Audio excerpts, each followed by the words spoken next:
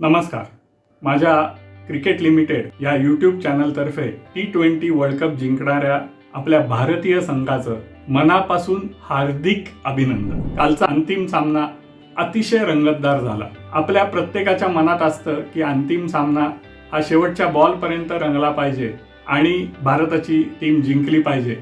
अगदी तसंच काल झालं. साऊथ आफ्रिकन टीम सुद्धा अतिशय सुंदर खेळली आणि मला असं वाटतं की ह्या वर्ल्ड कपमधून त्यांनी त्यांच्यावर बसलेला चोकर्स हा शिक्का पुसून टाकलेला.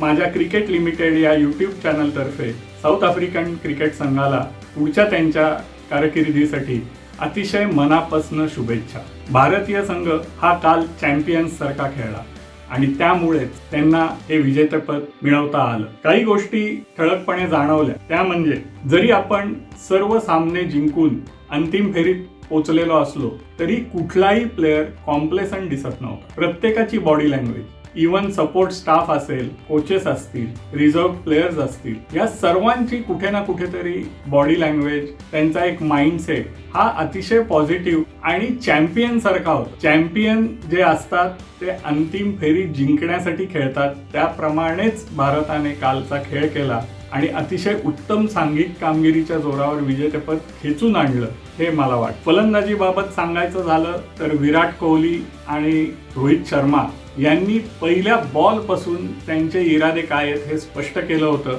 आणि ते अटॅकच करणार होते. याच्यामध्ये अर्थात रोहित शर्मा अपयशी ठरला तरी सुद्धा तो जो पॉझिटिव्ह ॲटिट्यूड होता, ते जे रन्स करायसाठी आणि त्यांना टार्गेट देण्यासाठी साऊथ आफ्रिकेच्या जे काही टीम मीटिंगमध्ये ठरलं असेल, अगदी त्यानुसार प्लॅन एक्झिक्यूट केल्यामुळे तुम्ही बघाल की अक्षर पटेल आणि नवोदित शिवम दुबे की जो वर्ल्ड कपची फायनल खेळत होता, त्या मानाने तो अतिशय नवोदितच म्हणला पाहिजे या सर्व इंटरनॅशनल लेवलचं अशा मोठ्या टुर्नामेंटमधलं प्रेशर हँडल करायच्या दृष्टीने त्यांनी सुद्धा, अक्षर पटेलनी सुद्धा अतिशय क्रुशल बॅटिंग केली आणि त्यामुळे विराट कोहलीला त्याची इनिंग्स ही लांबवता आली.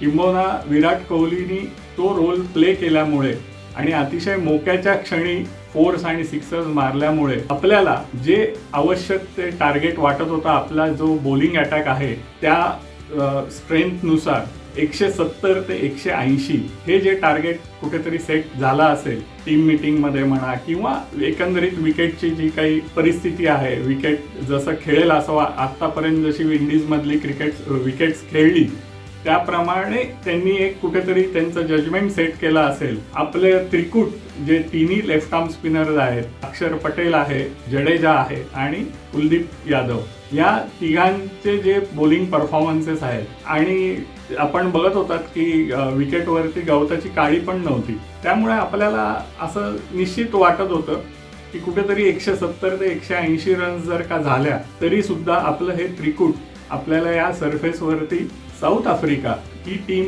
तशी स्पिनर्सला खेळायला चांगली आहे असं म्हणता येणार नाही, असं आपण म्हणजे आपल्याला वाटतंय. नेमकं उलटं झालं. आपल्या स्पिनर्सला काल अजिबात काही लय सापडू दिली नाही आणि त्यांनी यथेच्छ धावा आपल्या स्पिनर्सवरती घेतल्या.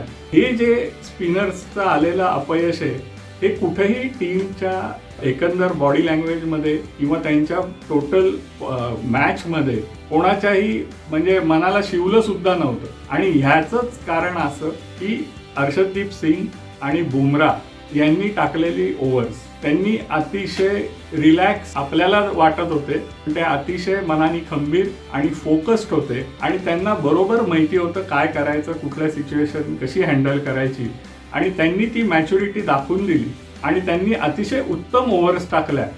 जास्तीत जास्त रन्स शेवटच्या 2 ओव्हर्समध्ये करायला असायला पाहिजेत, म्हणजे ते प्रेशर बिल्टअप होईल बॅट्समनवरचं, हे अगदी निश्चित होतं. त्यातून हार्दिक पंड्या हा आतून पूर्णपणे पेटलेला होता. त्याला पॉइंट टू प्रूव्ह असं म्हणतात, त्याप्रमाणे करायचं होतं. त्यामुळे त्यांनी त्याचे प्लॅन्स ठरवले होते, त्यांनी स्वतःचा अभ्यास केला होता प्रत्येक फलंदाजाचा. हे मला कळत होतं, आपल्याला बघतानाही आपल्याला लक्षात येत होतं.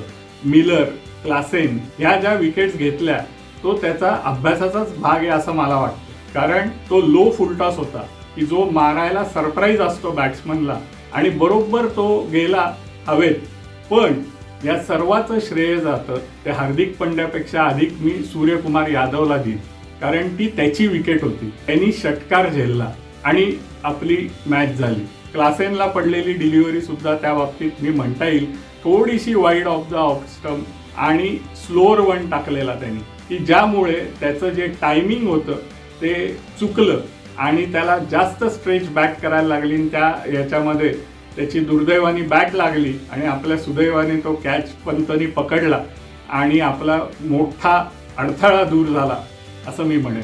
एकूणच बघता एक युनिट म्हणून, एक टीम म्हणून अतिशय उत्तम कामगिरी भारतीय संघाने केली आणि हे दाखवून दिलं त्यांचा क्रिकेट पोषण CQ हा तर भारीच आहे जगामध्ये. त्यांचा IQ सुद्धा क्रिकेटचा खूप भारी आहे, पण त्याचबरोबरीने त्यांचा EQ सुद्धा अतिशय चांगला आहे. कोणाला काही घेणं देणंच नसल्यासारखे जर खेळले असते, जिंकला काय हरला काय काही फरक पडत नाही, असं जर ॲटिट्यूड असेल, असा जर EQ असेल तर कुठलीही टीम जगातले सर्वोत्तम प्लेयर्स घेऊन सुद्धा जिंकू शकत नाही. परत एकदा माझ्या क्रिकेट लिमिटेड या यूट्यूब चॅनलतर्फे भारतीय संघाचं मनापासून अभिनंदन. माझ्या आपल्या सर्वांना ही विनंती आहे की माझा क्रिकेट लिमिटेड हा यूट्यूब चॅनल तुम्ही सबस्क्राईब करावा आणि आजचा आपला व्हिडिओ लाईक आणि शेअर करावा. धन्यवाद.